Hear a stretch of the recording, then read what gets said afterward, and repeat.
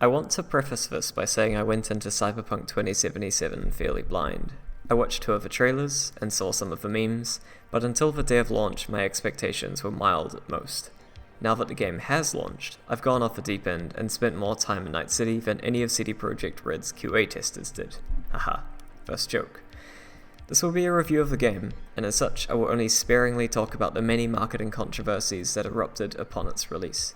Despite being on YouTube, this video has no actual video component, and I am no professional critic. Much like the game, this recording will be profanely rough around the edges. Cyberpunk is an unfinished and borderline broken game. I don't believe that this is a controversial statement, as the developers themselves have expressed remorse regarding the state that it was released in during the very same week that it launched. Cynics were quick to label it as another AAA cash grab, comparing it to the likes of Anthem and No Man's Sky, or, more comedically, saying that Cyberpunk 2077 is an unofficial sequel to Fallout 76. My first session of gameplay had me sharing a similar pessimistic sentiment. However, further inspection has led me to believe that there is simply too much love put into some parts of this game for it to be another soulless moneymaker. I hated this game, but I enjoyed it. I think this game is awful, but I was amazed by it. These hypocritical thoughts are the reason for this video's length, and the reason I wanted to write about it in the first place. It would have been far easier to review if it was as bad or as good as the earliest critics suggested. For those looking for a summary, I currently consider Cyberpunk a volatile 5 out of 10. This 5 out of 10 doesn't mean that it is consistently a 5 out of 10. No, it means that Cyberpunk readily presents players with both 0s and 10s, with these contradictory experiences sometimes occurring within seconds of each other. There were many times I would open the script unsure if I wanted to slander or praise the gameplay I had just encountered. Cyberpunk wouldn't be my game of the year, and it would struggle for a place in my top 5. But despite my many negative experiences, it still managed to provide some of the best moments I've had in any game this year. The problem is that those best moments were spread dismally thin amongst a slog of unfinished, uninspired, boring and broken content. Consider this the end of a spoiler-free section of the review. If you are still on the fence about buying this game, I'd suggest waiting a minimum of 6 months first, or visiting a Bay of Pirates. The game is not worth its current asking price, but it is not worth spoiling either. This is a review for the PC version, but much of my commentary applies to consoles as well. Even if you are able to ignore Cyberpunk's countless bugs, this game is deeply flawed. Some of these flaws are bound so tightly to the game's foundations that I believe patches alone will not be enough to fix all of its problems. This begins with the first few seconds of a game when selecting a life path. You have 3 options: the Nomad, the Corpo, and the Street Kid. Each option will provide you with a 5 to 10 minute introduction about how the protagonist, who has the nickname V, comes to live in Night City. I believe the title of Life Path is dolefully misleading, as all of these diverse paths result in you playing the exact same protagonist with the exact same story. For most that a background offers is some rare additional lines of dialogue, which in my experience have never changed a conversation's conclusion, let alone the outcome to an important quest. It boggles my mind that a game would offer 3 distinctly different backgrounds only to result in playing a character that has the same goals, personality traits, connections, and stats as the 2 other life path alternatives. This characteristic wonkiness is amplified by your best friend, Jackie, who is introduced to you during these life paths. Each different introduction shows you a Jackie that has a different set of personality traits. This is particularly noticeable when comparing Street Kid Jackie to Nomad Jackie. Street Kid Jackie is cool and relaxed when he is arrested by a squadron of armed police, a complete contrast to Nomad Jackie, who is panicky and stressed about a routine border control checkup when he doesn't even have to do the talking. Once the prologue is complete, Jackie transforms again into something that feels like a fusion between corporate Jackie and Street Kid Jackie. Don't get me wrong, I love Jackie to bits, but I feel like the developers do their characters dirty by applying drastic changes to the characters moments after their introduction. V is the character worst affected by the cut-and-paste timelines of Cyberpunk. How were the writers meant to create a protagonist that has 3 separate backgrounds? The answer to that question is apparently by making the character generic enough that they could belong to all 3. I wouldn't go so far as to say V is boring, but he is often the least interesting, most predictable individual in any given conversation. I say he because a majority of my time was spent with the male voice actor. To some extent, I think this was a mistake, as the female voice actor is significantly more emotive and passionate than the male one. A friend of mine said that this was because the male voice actor was recording dialogue much earlier in V's character development than the female, though I couldn't find any evidence to substantiate this claim. Regardless, both actors were given the tough job of giving life to a character that doesn't have that much character. The worst voice acting sin that this game commits is reusing lines of dialogue for different circumstances. This happens rarely, but it's painful when it does. V could be whispering or rasping during one line and then perfectly flat and calm the next. To the game's credit, I only encountered this when using stat check related dialogue, but more on that later. I think V's role in story is compelling when it's put on paper. A paid mercenary that lives by his principles, a living human that's losing control to an AI, a dying man that dreams of becoming a legend. To reiterate, it's the V that's in the story, but it's not the V that you play. I'm sure you're all tired of hearing this term, but Cyberpunk provides a textbook example of ludonarrative dissonance, that is, the conflict of narrative found between story and gameplay. From the end of Act 1 onwards, V is supposed to be getting weaker and weaker, with a very limited time before his death due to the virus that is Johnny Silverhand. This is frequently shown to the player through the relic malfunction scenes that have V bleeding, collapsing, and passing out. This fails to take into consideration that the in-game level up mechanic is turning V into an unstoppable super soldier. Late game V is capable of face-tanking rocket barrages from Atom Smasher, eliminating squads of soldiers with eye contact, and single-handedly taking down all of the forces in Arasaka Tower, which is one of the most heavily defended buildings on the entire planet. These feats far surpass Johnny's most legendary ones, meaning that it can't be a result of a relic either. It becomes hard to take V's illness seriously because the player never actually experiences any effects of the illness, only the V that's in cutscenes does. The story is telling you to rush, but the open world format is telling you to explore. The story wants you to believe that you're on death's door, but the quest markers want you to romance programmers and collect runaway taxi cars. V's overwhelming in-game strength also means that any pivotal character death, any moment of danger, and any main quest conversation must occur during a cutscene, because otherwise the player could simply annihilate all threats. The gameplay clashes so hard with itself that the story and combat have to be kept at opposite sides of the room. This leads to one of my primary problems with the story, that is, your inability to interact with it. Cyberpunk calls itself an RPG, but I'm not convinced. It wears the clothes and makeup of an RPG, with stat systems and character-initiated events, but fails to actually let you play a role in the game. Instead, you just spectate it. What I mean by this is, you control the murdery shooty part of V, but as soon as main quest moments announce themselves, NPC V takes over. You can pretend to participate with pre-decided dialogue options, but the game has already concluded what V does before you do. In this sense, it's about as much an RPG as single-player campaign games like Call of Duty or Halo. There are extremely few story-related decisions for the player to make, with most paths leading to the same conclusion and most dialogue options leading to the same conversation. With the exception of the missions towards the end of the game, you do not make a single narrative-changing decision. Sure, you can choose if V says the angry dialogue or the sad dialogue, but the game has already decided the way the conversation ends. The story-focused determinism is so heavy that I started thinking it was a literal joke from the developers that an NPC taking over my consciousness is the primary dilemma of the game's narrative. As if I had any sense of control over my character before Johnny Silverhand started entering my thoughts. I genuinely like the story, and certain sequences of events had me infatuated with this game in a way that I've only felt with other titles that list among my all-time favourites. In the moments when the storytelling is great, it oftentimes spills over into being truly amazing. The end of Act 1, with the heist and the moments that follow shortly after, is one of the most tense and compelling story sequences I've ever encountered in an FPS game. One of the romanceable characters is charming enough that I accidentally developed a crush on him, and one of the endings is so unexpectedly heart-wrenching that I shed a tear. This game has greatness, but for each of the moments that I listed prior, there is 1,000 lines of wasted dialogue and an infinite supply of pointless shooting. If there were no dialogue options and all conversations committed to being what they are, cutscenes, I would honestly prefer it. This would likely lead to a higher quality level of dialogue from V as well, as he suffers the worst out of all of the characters from the narrative's wonky railroad. The fake sense of freedom, the bland protagonist, and the overwhelming number of bugs, Cyberpunk is this close to being a Bethesda product.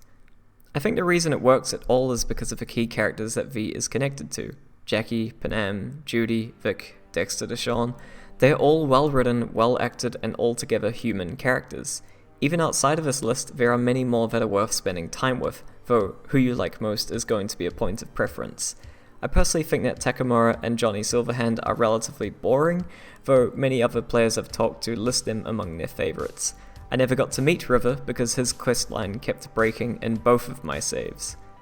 All of the strongest parts of a game are built around the interactions you share with these core characters, making it worth your while to complete all of their quest chains. There certainly are forgettable characters, but very few badly written characters, with the exception being Saul from the Eldecados. One of the most special character moments for me was with Panam. During one of her later quest conversations, you can tell her about the death of your best friend Jackie. Later in that same quest chain, you, Panam, and a few other nomads are raising a toast to the events that have just passed. If you told Panam about Jackie, she dedicates the toast to him.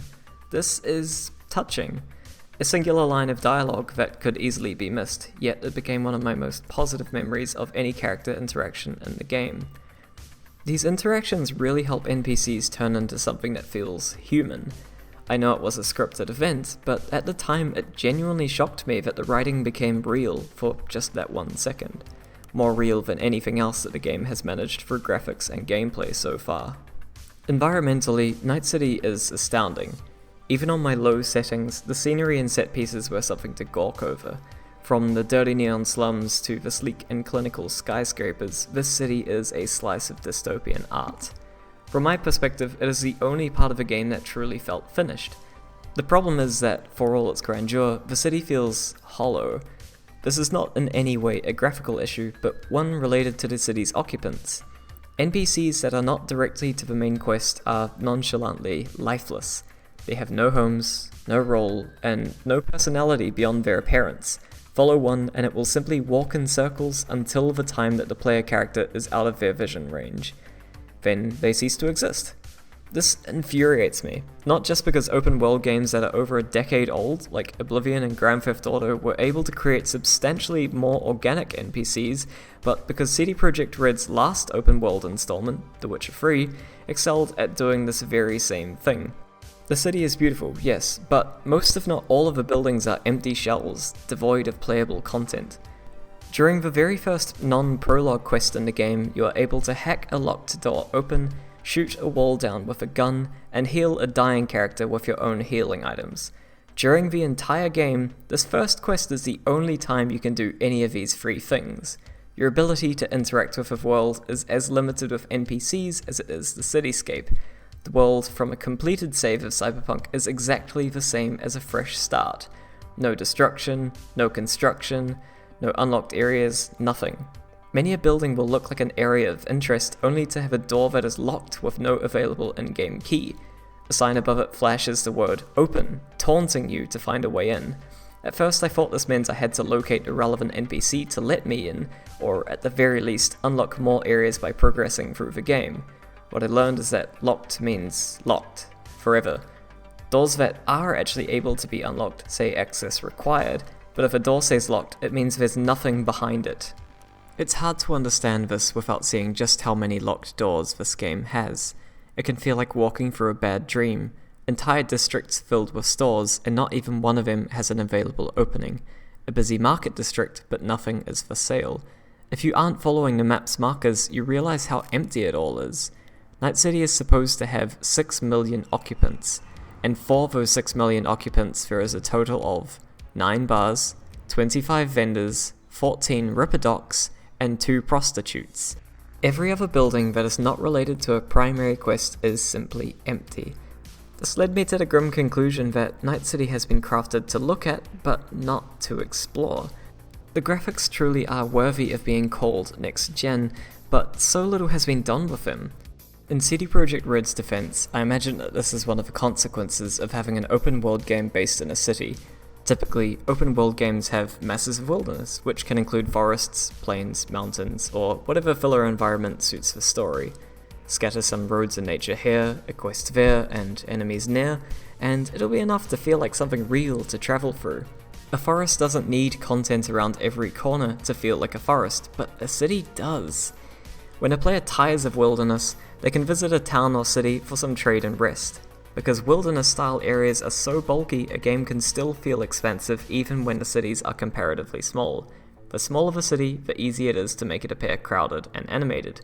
Nearly the entire game of Cyberpunk is a singular city, which makes it hard to say where exploration of wilderness starts and lively trade hubs end. The sheer scale of Night City means that it could never feel as dense or alive as a smaller location like Morrowind's Balmora or Fallout 3's Megaton. Even if you give Cyberpunk this much charity of thought, the amount of interactable content within the city is shockingly small.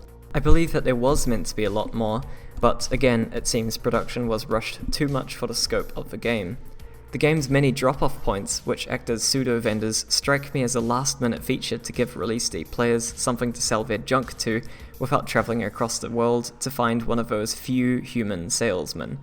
I'm guessing that drop-off points will be culled off again when more of the cut content is complete and less of the doors are locked. There are many gangs, factions, tribes, and corporations scattered throughout Night City, but they don't exist outside of the pre-scripted events which are designed around them. Killing 1,000 members of a gang does not weaken their force or even change their attitude towards you, even if that gang is the police or a megacorporation.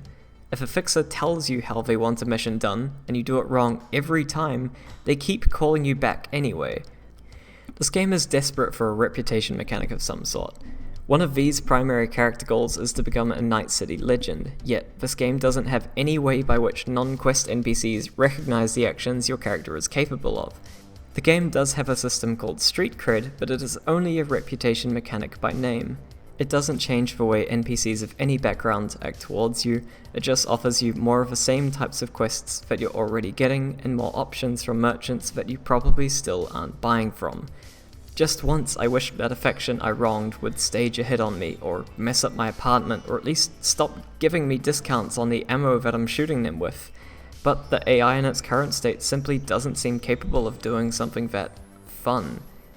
The gangs play such a minute role in the game that it may as well have you killing unnamed bandits like every other open world game that is willing to admit that they didn't put the effort in. Somehow, the gang NPCs aren't even the most lazily designed of the enemies. That honor belongs to the police. The moment you commit a crime, the police will teleport behind you and start shooting. This can occur even if you commit your crime in an unreachable location with no witnesses. The police are omnipresent and all-knowing. The moment you test their divinity, they will appear. CD Projekt Red didn't even put in the effort to have them pull up in vehicles or walk from around the nearest corner. They just teleport behind you like anime characters. If the police are this efficient, it's a wonder that Night City hasn't already turned into some kind of peace haven. The police's numbers are infinite, their power is overwhelming, and their attention span is about 25 meters. I can confidently say that the police are the hardest enemies in the game, as even the most difficult ending paled by comparison to the boys in blue. Difficulty is a weird thing to speak about with Cyberpunk. A majority of my playtime was on the very hard difficulty, with some time spent on hard or medium for balance testing. Despite that, I never ran into something that I considered challenging. This isn't humble bragging or anything of the sort, I'm not very good at shooters, and I don't believe I needed to be either. My first build certainly wasn't very optimized, as I finished the game with 14 spare perks and 5 spare attributes. My primary weapons were pistols, but I was spec'd into the rifle tree. Regardless, all content was effortless. I believe that once again this is the fault of the AI. Enemies are not very smart. They spend a lot of their time standing still, even when you are in proximity of them. In a firefight that has 6 to 8 opponents, you can trust that a maximum of 2 of them will be engaging with you in any activity, even though they all become immediately aware of your position at the start of combat. If you are around a corner, they will always approach you in single file. If you peek around a corner to shoot them, they are never fast enough to shoot you back. If they do hit you, your character can survive multiple hits unless the enemy is drastically higher level than you. The player has many more movement options than the enemies, and I don't think the AI ever got taught how to work around that. I like the movement in this game. You can sprint, jump, crouch, leap, and ground slide. If a wall or obstacle is low enough, you can vault over it without breaking stride. Using the cybernetic implants, you can upgrade your standard jump to either a double jump or a higher jump, which can be useful for shortcutting certain routes and quests. or getting your character stuck in places that they can't escape. There is a cover system, but truthfully I never found it necessary even on the hardest difficulty. The dash mechanic is a short leap that occurs whenever you double tap a movement key, even if you are crouching. This has led to me getting detected by accidentally leaping way more than I'd intended. More on that later.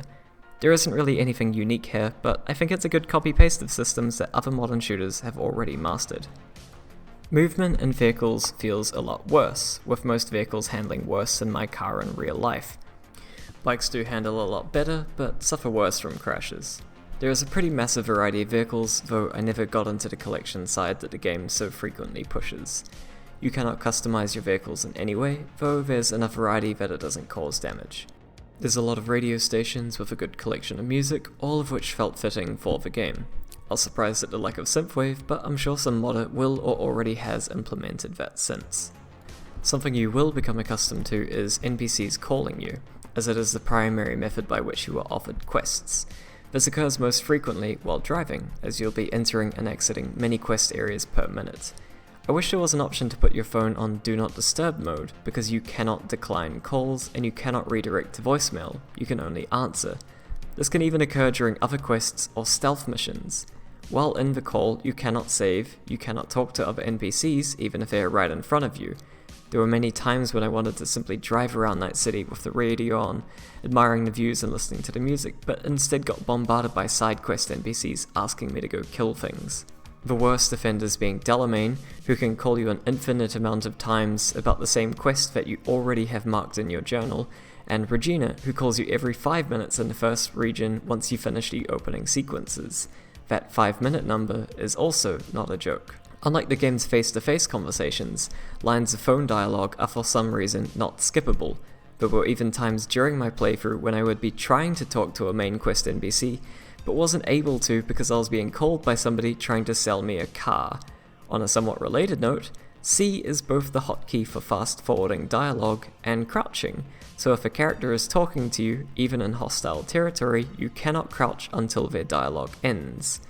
I still like the calling system. I think it's an immersive way of providing quests that suits the open-world tech-heavy Merc environment, but boy do I wish I could turn it off at times. Again, Do Not Disturb would be a godsend. Oh, and one more gripe about vehicles.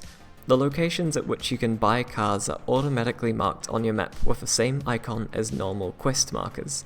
So when looking for a quest you're wanting to complete, you'll likely mouse over many multiple car sales first. For reference, there are 27 purchasable cars in this game, which means 27 quest markers that you cannot get rid of unless you're willing to spend money on a feature that you may not even like. Not to mention that most of these sales are offered to you through unskippable phone calls. Phone calls also seem to have the worst recording problems of any form of dialogue, with the audio filter used to stimulate the phone fuzz turning off and on between lines. Or, this one time, the subtitles changed to Polish mid-conversation. I still don't know why this happened. Melee combat is pretty sad. The weapons and punches are floaty, weightless, and unsatisfying. Because of this, I never completed a playthrough with a melee character, and likely never will. If melee characters do feel better as time passes, then I'm sorry that I'm not willing to wait that long. Shooting is relatively generic. Much like its movement, Cyberpunk is a copy-paste of many modern shooters, except other modern shooters execute the same themes better. Many of the rifles and pistols feel, sound, and play the same, with stats being the main divider rather than playstyle.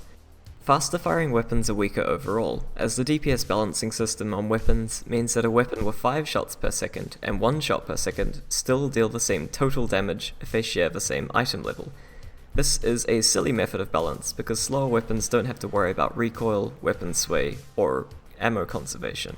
Typically faster weapons have a DPS edge because of these hindrances, but the ones in Cyberpunk don't. Tech sniper rifles completely trivialize the game due to their ability to shoot through walls, especially combined with the quick hack ping, which allows you to see enemies through walls. Playing this way felt so much like cheating that I restricted myself from doing it. Shotguns were fun to shoot, though the sponginess of combat meant that enemies could survive point-blank blasts far too often. This is a point of preference, but shooting controls much smoother if you change the default weapon sway setting from on-weapon to on-camera. It's probably what you're used to from most other shooters anyway. If you've noticed that your scope and crosshair aren't lining up, this is why.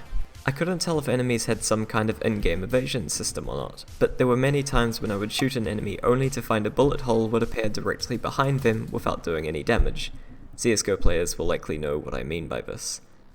I originally thought I was just missing close shots, until I was able to catch multiple recordings of it happening. The player character is able to get evasion stats, so it's possible certain enemies have this too. If that's the case, dear god, why do shooters continue to use evasion mechanics instead of just making the enemies move more? Anyway, quick hacking is useful as a secondary to all other builds. If you try making a pure quick hack build, you'll still need to have guns or melee as a secondary because it has too high cooldowns to clear larger encounters. The game gives you nigh infinite grenades, but they are again not worth the time because your primary weapon outscales them as well. Overall, I think combat is passable but forgettable. The fights I remember from Cyberpunk are remembered for their bugginess or story context rather than how it felt to play. I'll admit that I was surprised the first time an enemy survived a point-blank shot to the back of the head, but that's nothing out of the ordinary for the genre. I personally prefer less spongy combat with both player and enemy characters dying faster, though I can see how that would make less shooty classes tumble off of the balance tree. Truthfully, I still have no solid idea about how the game decides when you are or are not locked in combat. It seems that once a single enemy decides combat starts, all enemies in that same encounter permanently are too. Until all enemies in the combat are dead or you have travelled enough distance away, combat doesn't end. I found this pretty frustrating in the larger combat sections, as you would be unable to save or re-stealth because the guy at the other end of the compound who has neither seen nor heard you is still insistent that he will end your life. Thematically, I understand the idea of an enemy staying alert during combat, especially if 10 of their friends just went silent, though that doesn't justify every enemy permanently knowing your location until their moment of death. Perhaps if they justified it by having a netrunner track you or something, though that kind of explanation never came up in the game. And even non-netrunner squads track you in the exact same way, even if there's only 3 of them and they're all just standard gang bandits or whatever. Most RPGs that have a mixture of stealth and combat mechanics would allow you to re-stealth during these sections, either through a perk in the tree or by advancing your stealth skill enough, but Cyberpunk doesn't have anything like that. If anything, the entire stealth tree is actually just related to, once again, dealing more damage. The stat and level up mechanics of this game are a little boring. When you level up, you select perks. These perks make you stronger, but rarely in interesting ways. Plus 10% maximum life. Plus 3% damage with pistols, minus 10% recoil on shotguns. On paper, these sound like enticing upgrades. My character will be stronger. Those challenges I faced were worth it, and if I need to do them again, they will be easier next time. But as you level up, you'll be facing stronger and stronger foes as the game leads you to higher level areas.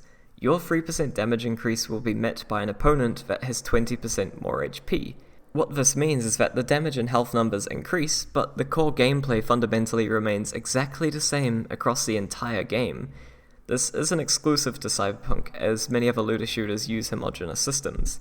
This provides a somewhat illusionary sense of progression, with the main distinguishable difference between a level 1 and a level 50 character being the length of number that pops up above an enemy's head when you shoot them. This feeling of fake progression is mirrored by the equipment system. You have common, uncommon, rare, and above items that require level 1, 5, 10, and so on. These are again functionally identical items with only numerical differences. Equip the weapon with the highest DPS, the armor with the highest defense, the implants with the best stats.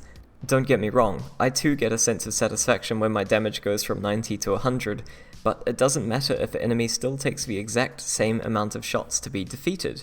Yes, there are different skill trees and weapon builds to follow, but they all serve the same purpose under different illusions, whether it be your weapons deal more damage, or you can craft weapons that deal more damage, or you can inflict critical strikes, which deal more damage. I started thinking of keeping my numbers high enough to progress as a chore that was made severely worse by the tediousness of the RNG-related loot system. Every single enemy slain offered potential gear upgrades. This was also true for chests, containers, shops, and world spawns. Even as the min-maxer that I am, this barrage of potential marginal upgrades became more annoying than it was fun. If my time with Cyberpunk was split into the 4 categories of shooting, dialogue, travelling, and looting, then looting would undoubtedly be the longest section. In the times that I died after an encounter without saving, I did not once think, damn, I have to win that fight again, No, instead I dreaded walking around spamming the post-combat loot button until the game figured out that I wanted to pick up the gun under each corpse instead of the corpse itself. At the very least, the game could make it easier to loot, since so much of the game's balance system hinges around you keeping your numbers up to date. Most NPCs drop 2 loot piles, the loot on their body and the weapon. You cannot pick both of these up at the same time. You have to mouse over each loot drop independently and mash the pickup key for them to reach your inventory. Weapons frequently drop into places that are impossible to loot from, and sometimes you just can't loot the weapon even if you can reach it. Additionally, all combat comes with an error indicator saying if it is better or worse than what you currently have equipped. This error is frequently wrong, and oftentimes it will try indicating that a 50 DPS pistol is more powerful than your 400 DPS shotgun, and so on. To top things off, pressing the R key when mousing over a weapon or armor automatically equips it in place of your current equipment. R as in the same button you use to reload your gun. Guess what? This instant equip button can't be rebound. If you want to avoid accidentally swapping weapon when you reload during combat, you have to rebind your reload key instead. R is also the hotkey to pick up a body and open a drop-off point. Again, neither of those can be rebound. I am blown away by the lack of effort that went into making looting less painful. This game offers you landfuls worth of items, and gives you a crane from one of those rigged arcade machines to pick it up with. This loop is painful enough prior to considering the UI design for the trade interface, which makes selling a full inventory of items potentially take longer than this entire video. This is not a joke. If I had the video editing capabilities to have that as the background visuals for this video, I would have done so. A friend of mine said that the solution to this is just disassembling items instead, and I have since started doing this, but this doesn't forgive the fact that the interface which currently exists is atrocious. By the 5-hour mark of the game, progression had lost its excitement for me. No mastery of the mechanics, no creative build decisions, just a shooter with a shoulder-high skill ceiling and numerical scaling of hell spawns like Cookie Clicker and Adventure Capitalist. Sure, a headshot does more damage than a body shot, but if the level gap is high enough, it makes no difference where you shoot him in both high and low level cases. Enemies do not scale to your level, meaning that you will eventually reach a point of the game where all content is numerically trivial, and earlier in the game when you can find content that's numerically impossible. If an enemy is 10 or more levels higher than you, you will do less than 1% of their HP per headshot. That is not challenging, that is just stupid. More so because high level enemies can randomly spawn amongst lower level ones as early as the first district. You've probably guessed, but I think the ideology of this progression system is tame, lazy, and uninspired. If the only part of combat that changes is the numbers, why pretend there is a progression system at all? My guess is that it entices players to spend more time doing side content in each area, thus padding out the perceived length of the game. Most of these stat, loot, and item settings are a common default across the looter-shooter genre, so it's not totally fair to blame this all on Cyberpunk. However, I can blame them for not just copying, but also making it worse than its comparative source material. I struggle to run this game at 60 FPS even on the lower settings. Given that this is a next-gen title, I shouldn't be surprised that my 2016 PC is having less than ideal performance. At least, that's what I would think if not for the recommended hardware section on the Steam page. According to their measurements, I am massively above the minimum hardware and certainly above the recommended. Yet, whenever the environment gets too explodey, my PC jitters until I'm playing Cyberpunk on something resembling a PowerPoint. This is not an issue with my graphical drivers either. I'm sure of this because I had to reinstall Windows, C++, DirectX, and all of my drivers before I could even open this game without it crashing immediately. I have some optimism that the game will become more optimized, so as to better mirror their recommendations, but until then I believe it's grossly misleading that a 780 GTX, a graphics card nearly a decade old, has any place on that Steam store page.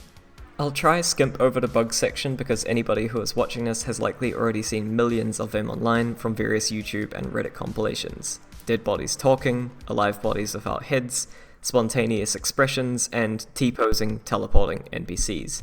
These bugs are funny, common, and hilarious, but the massive exposure of funny bugs shields from the issue of non-comedic, game-breaking bugs. Soft-locking your game because a quest NPC doesn't spawn is not funny. A legendary weapon falling under the playable level is not funny, and most frustratingly, not being able to save because Regina decided not to hang up at the end of her phone call is definitely not funny. I've been told that I'm a unique case as I witness more bugs per hour of play than my friends have seen in their day-long sessions, but it's possible that my negative outlook on the game has me inadvertently looking for them. It's also possible that these bugs are tied closely to this game's poor optimization, giving different hardware a different set of glitches each time. A majority of my playthrough was on a 1.04 patch, and hopefully the projected January and February patches will fix the worst of these problems. I've had much joy with some of the bugs that exist, but forced reloads and invisible instant death projectiles stop being enjoyable after the 5th or 6th shrug. When mixed with the silliness of some of the side quests, there are certain moments that had me genuinely unsure if the game was working as intended or not. If I lost control of my player during a quest, is it the Relic and V's head playing up, or the game? All possible answers to that question occurred at some point during my playthrough. I've uploaded some of my favourite bugs to this channel, though I'll apologise in advance for what YouTube does to my upload quality. It blows my mind that any developer thought it would be okay to release a product in this state, or what is much more likely is that a shareholder made such a decision. I'm not sure if this game was designed for consoles first and then adapted to mouse and keyboard later, but the keybind layout and interface functionality leads me to believe that this is the case. This section is difficult to explain without having a demonstrative video, but I'll do my best with voice alone. Earlier in this video I mentioned that I would accidentally dash while stealthing. For PC, this means pressing any of the movement keys twice in quick succession. For a controller, this means moving a joystick in the intended direction and then pressing B or circle twice, depending on your controller. On paper these sound reasonably similar, but in game it's a problem. Holding a movement key for PC means that your character will immediately reach maximum velocity in their chosen direction, whereas controllers can moderate the character's movement speed by choosing how far down they push the joystick. If you are trying to move slowly, peek around a corner, or adjust for any precise movement, a controller is able to do one sustained movement at a calculated pace by lightly pressing the joystick. For a keyboard, this means tapping the movement key to move at max velocity multiple times until you reach that desired precise spot. Tap too quickly, and the leap mechanic will fling your sneaky character at full speed into whatever you're hiding from, or off a building, or into oncoming traffic. In short, you can accidentally dodge on PC, but not on console. To those who are currently whispering vehemently at their screens, just rebind it, you can't. You can change your movement keys, but the double tap rule is static across all of them. A fact that is even more funny given that you can change the joystick movement sensitivity thresholds, but not a keyboard's. On a much more nitpicky level, by default, the M button on the keyboard opens the map interface. Pressing the M key again from the map screen does not close the map, instead it zooms in. The way you do close this map is by pressing the escape key. This doesn't return you to play either, it just leads you to the main character menu, which is also closed by pressing the escape key again. You cannot rebind any key to instantly return you to play from the map, you have to go through the character screen first. This is a very map-intensive game, and players will likely go through this double menu process over 1,000 times and still not use the second menu once. A second menu that can already be accessed by a hotkey that already exists. This hotkey inflation also applies to the inventory, crafting screen, journal, and perk pages. The reason I believe this exists in the first place is because the console controller scheme doesn't have a map or inventory button, just a button to that character screen that all the other menus filter through. As in, because console doesn't have the option to skip key presses, PC doesn't have it either. I'm not saying that this single-handedly breaks the game, but an accumulation of features that are this clearly the result of second-hand user interface amplifies the feeling that one player base, the more profitable player base, was thought of first. I'm going to start talking about the endings now, so if you haven't completed the game yet, I suggest pausing here. Cyberpunk has 5 endings, all of which can be achieved in a single playthrough if you make the appropriate efforts to reach them. 2 of them are unlocked by default, and 3 of them are unlocked through your relationships with other core characters, Panam, Rogue, and Johnny. Your selected romance option can also give you different post-ending epilogues, though you can only have 1 romance per playthrough. Some endings can also split into different endings depending on the choices you make. Once an ending has been completed, credits will roll and the characters you were close to will give you a final message based on the events that just transpired. Many endings share the same credits message, but there is little enough overlap that it's not immersion breaking. Of the 5 endings, 4 of them result in you assaulting Arasaka Tower, allying with Alt Cunningham, killing Atom Smasher, and then going into cyberspace to decide with Johnny who gets your body. Which ending you choose essentially boils down to how you get into Arasaka Tower, who you go with, who dies, and how you leave. If you're trying to unlock all of the endings in a single playthrough, it may be worth looking up a guide first, especially for unlocking Johnny's ending, which has caught flack for becoming unobtainable during a quest dialogue that most players can easily dismiss as unimportant. I think all of the endings at the very least are okay, with some being far better than others.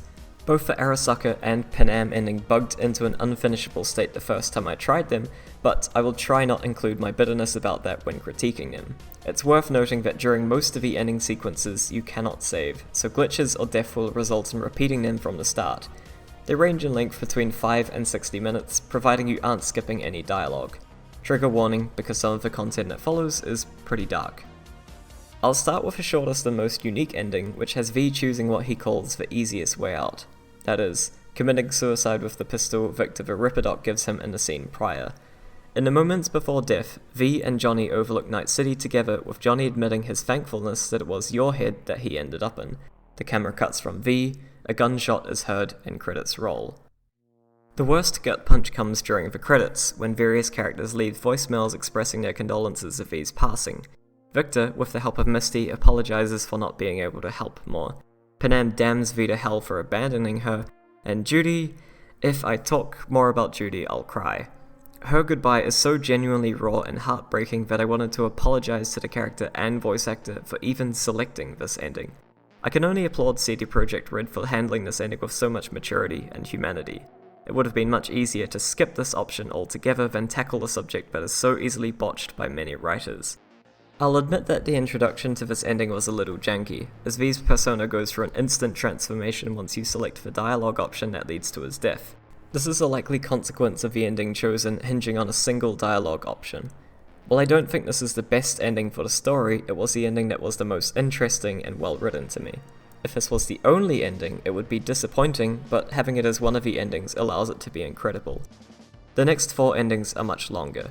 I'll try my best to summarize them in a shorter manner, but I can't make any promises. The ending that has you trusting Arasaka starts poorly and gets better towards its conclusion. You follow Hanako through Arasaka Tower. Some obvious plot twists regarding Saburo are explained, then you kill waves of soldiers to reach Yorinobu. Yorinobu reveals that he was intentionally trying to sabotage the Arasaka Corporation, and then either kills himself or has his consciousness replaced by Saburo, depending on your actions. I think the concept of Yorinobu sabotaging Arasaka was well done, as his actions since the start of the game are rash and reckless. I originally just thought that Yorinobu was intentionally childish and poorly written, but the player getting to see the inside of his plans reveals otherwise. The takeover of Yorinobu's consciousness by Saburo is told to you from the hospital bed in the Arasaka Space Hospital thing, after you have been separated from the relic. A TV stationed in front of you plays, talking about how the wealthy have learned to ascend to godhood, with fearful politicians and spiritual leaders in the streets protesting the Arasaka family's newfound immortality. A scene that is more grim now that you know of Yorinobu's hatred for the Arasaka family, and that your willingness to help Hanako directly led to this outcome. In the station, you complete many basic tests, experience some nightmare sequences that have you encountering past characters, and eventually get told you're going to die without the relic. If you save Takamura, he is the one that will tell you this. If Takamura died, Hellman will tell you instead. You can then either choose to spend your final months on Earth, or be uploaded to a relic that will eventually be placed in a host body, though Arasaka never specifies whose body or when it will happen.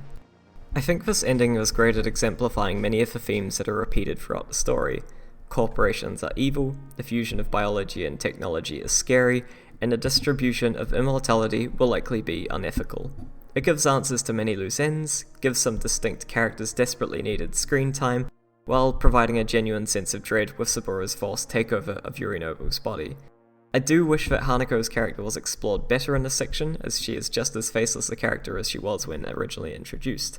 Other than the word cold, I would struggle to describe her without using her appearance or job. Once you get to space, things are a lot more interesting, though I think they could have paced the medical trials better, or let you have more control of V during these trials to make the outcome more impactful. I was surprised that the ending which allows V's return to Earth doesn't let you continue playing your character, but that would likely involve creating more post-ending playable content that developers clearly did not have the spare time for. This is probably my second favourite ending, or is tied with Johnny's ending for best. I'll mention Adam Smasher and his boss fight now, because my thoughts on it here are the same as they are across every other ending that features him. To put it bluntly, this fight sucks. Adam Smasher has been built up the entire game as the most physically threatening character in Night City. He reached legend status, killed Johnny, traumatized Rogue, and has been cybernetically enhanced so heavily that he's not even called a human anymore, and then he dies in less than 5 seconds. The only reason it's not faster is because he goes invulnerable for a few seconds at around 20% HP. The wiki says that his fight has 3 phases, though unless you intentionally kill him slower, you will never see them. Even on very hard, he has too little health, too little damage, and moves and reacts too slowly, much like the rest of the enemy NPCs in this game. Adam Smasher being so weak had me rethinking how great Johnny was at all.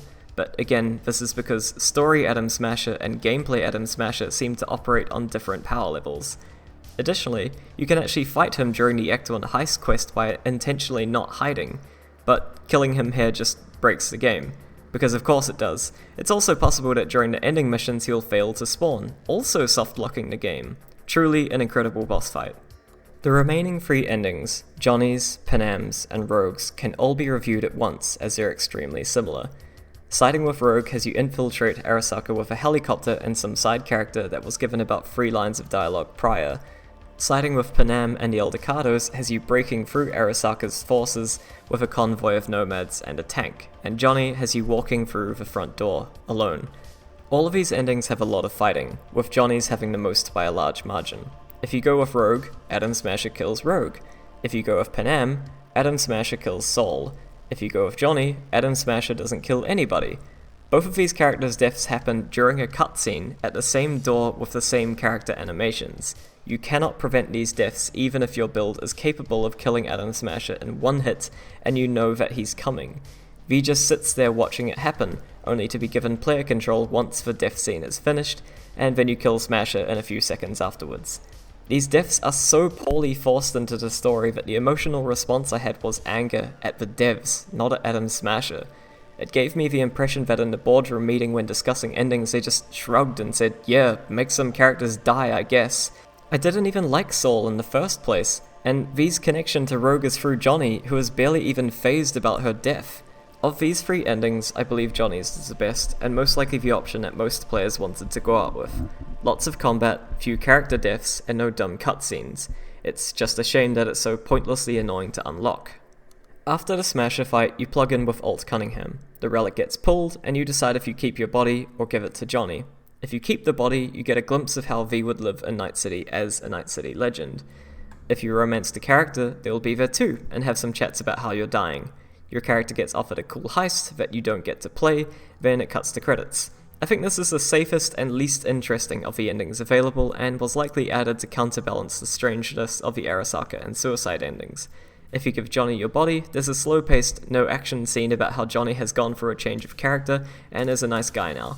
It was kinda touching, but I feel like they could have paid more attention to all of the other characters' reactions to V's replacement of consciousness, instead of restricting their final words to the credits.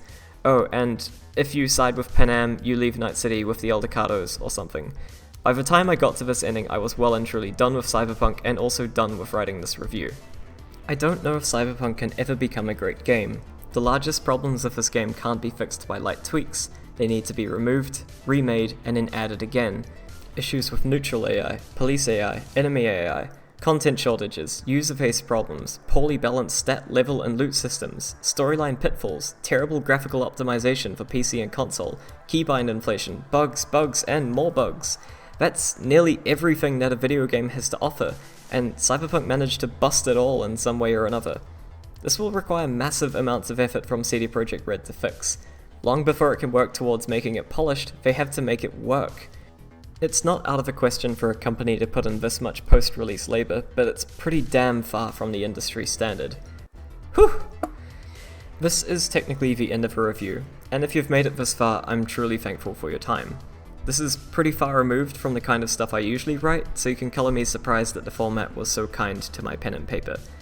If you enjoyed Cyberpunk, that is a good thing, and I won't tell you that you're wrong for having fun. This piece is my opinion, based on my experiences, and that does not mean that it should negate yours. The end goal for most games is still entertainment, and somewhere along the way, a lot of us, myself included, manage to forget that. Do not let the decisions of shareholders take away your love for an art form that has offered us so much joy and so much wonder. Do not let the negativity of internet users reduce the quality of experiences that you know you had. My name is Cameron, and I will probably never play this game again. The section that follows is basically stuff I couldn't fit anywhere in the review, so feel free to click away. Thanks for listening. Somewhere around the halfway mark of the game, my character went bald. The game has no hairdressers, so I could not change this. During the Arasaka ending, my character grew his hair back. Beyond character creation, you cannot customize your character's default appearance in any way. Reflective surfaces don't exist in Cyberpunk unless you have a graphics card capable of turning ray tracing on. I was surprised at how rarely I got to see my own character outside of the inventory screen, and I don't have an exact figure, but a full playthrough shows your character's face less than 10 times. During Carrie's questline, you lay a spike strip on the road. This is the only time in the game that a car's tires can pop. If you drive over the spike strip in your own car, your tires are fine. Sprinting and jumping while other NPCs are walking has broken more quests than anything else I've done during this game. Shooting water, jumping in water, or throwing grenades in water does not cause ripples or splashes. Explosions that occur underwater still use their land graphical effects. There is a perk that lets you become undetectable underwater, but there are no combat sections that occur near water. You can't change apartment throughout the game, and cannot purchase a better one regardless of how rich you get. Once Act 3 begins, you can now find taggers spray painting V on walls. If you walk up to them, they don't even know who you are. They do this regardless of your street cred. It triggers based on Act 3 starting. Many vendors will say, your next purchase is on the house when you complete a side quest for them. If you open trade, all goods are still exactly the same price as normal. There are no freebies. Weapon and armor mods cost next to nothing to purchase, but weapons are exceedingly expensive. The only weapon I purchased in the entire game was the iconic pistol in the first building, which you purchase for free as part of a quest. Johnny's voice is put through a robotic filter during the Act 2 Pacifica quests, and then never again. I don't know if this is a bug or not. There is a 6th tab in the stat screen which gives electrical interference when you mouse over it. I thought it was going to be some special perk tree related to your progress with Johnny and the Relic, but I reached the end of the game and nothing had come of it. It's most likely cut content which will be added in later DLC. It's also possible that it was a charisma style stat that was too far behind in development to make it into the game. Cool is by far the best stat in the game and offers incredible benefits to every single build as either a primary or a secondary stat. Every player I've asked has put points into the cold-blooded perk tree, implying that either the other trees are underwhelming as a secondary or that cold-blooded is overpowered. Intelligence is the worst stat, and unless you are making a hack build or working towards a piece of cyberware that some reason requires intelligence, you will never put a point into it. While body, technical ability, and reflexes all offer additional passives that aren't related to their perk trees, intelligence offers nothing. The final perk in each tree requires 20 of the associated perk. Just to clarify, the perk, not the stat. Perk trees can level up as well. In my first playthrough, I didn't hit level 20 in any of these perk trees even by the end of the game, meaning that I never got to experience the final perks. I still have no idea how I'm meant to level up the athletics perk. Blue quests are so dull that I literally thought they were randomly generated. They are not. Thanks, Tony. Most crafting mods are useless. The strongest mods are always the least creative ones. Effective mod usage breaks the game's balance, even if you're not a crafting build. A do-rag with 400 plus armor seems absurd when your bulletproof vest has less than 100. Upgrading is the most useful of the crafting mechanics, but its effects are not improved by the crafting tree. It is only made cheaper. I had no problems keeping my primary weapons fully upgraded without putting a single point into the crafting tree. It seems impossible to get your crit chance to 100%, even if your items and perks would equate to your chance being over 100. It could be that there is some diminishing return system for calculating crit chance, though it is never explained anywhere in the game or on the wiki. I randomly found weapons that would have more than doubled my current weapon's DPS, e.g. going from 200 to 400 or 400 to 1000. They were still within my level bracket, so I don't know what's going on here. It wasn't the weapon mods either, as no mod in the game could have offered that much increase, even on shotguns. Braindances are a cool part of the Cyberpunk world, but there is only 4 of them in the whole game. They cannot be repeated, and are only available during the main quest. This game's advertisements are great. I counted around 50 of them, but I think there's more. Of the products that are advertised, I only found about 6 that were purchasable. they were all food items except for the Kuroshi optics. A majority of them were sexual in nature, but this game doesn't actually have that much sexual content. P.S. I'm not a Kuma, just making observations. Cyberware was kinda underwhelming. I was hoping for it to give me really weird futuristic cool stuff, but it was mostly just extra stats. The game talks a lot about faulty cyberware and shifty Ripperdocs, though unless you count the relic, you never experience this. You can walk into any Ripperdoc in town and trust that nothing will go wrong despite so many quests being based around the bad handling of cyberware and bad Ripperdocs. This could have been a cool side quest for V, but only NPCs get to experience the consequences of bad cyberware. The only cyberware that has a cutscene is the first. From there on out, it's instant. Changing from one shirt to another has more graphical input than getting a new ribcage installed. During the life paths and opening montage, you meet many characters, but some of them introduce themselves as if you've never met when you see them again afterwards. T-Bug could have used a better character introduction. It felt like she was meant to be more important, but she dies before you get to know her. I don't think V even brings her up once after her death scene. By the end of the game, I had over 200 lore shards. The only way to navigate them is the scroll wheel. If you're searching for one, you'll be doing so for a while. When using your phone, your call list and your text list use different ordering systems. If you're highlighting somebody in your call list and then swap to your text list, it resets and you have to find them again. Texts also suffer from scroll wheel related searching. If a quest has multiple objectives, you can click between whichever objective you want in the journal screen. I only learned this feature in the last hour of the game because a friend told me about it. There is no way to see an enemy's level. Enemies have a color indicator next to their name, but nothing exact. An enemy with a red indicator could mean they're anywhere between 10 or 30 levels above you. One of those is possible to deal with, one is not. When the 1.1 patch was released a couple of days ago, I was worried that it would invalidate my review, but none of the problems I had were fixed, so we're still good to go. The room that I'm recording this in has a ton of natural reverb. To reduce that, I put a blanket over myself and my microphone. It looks very silly, and I'm very sweaty. The art for this video was made by my brother Scott, and then I doodled all over it in MS Paint. This video's music was the top result of googling copyright-free synthwave, and all credits are given to that dude below. Hollow Knight was my game of the year for 2020. I know it didn't come out during 2020, but that's when I played it, and boy it was a great time. Thanks for watching.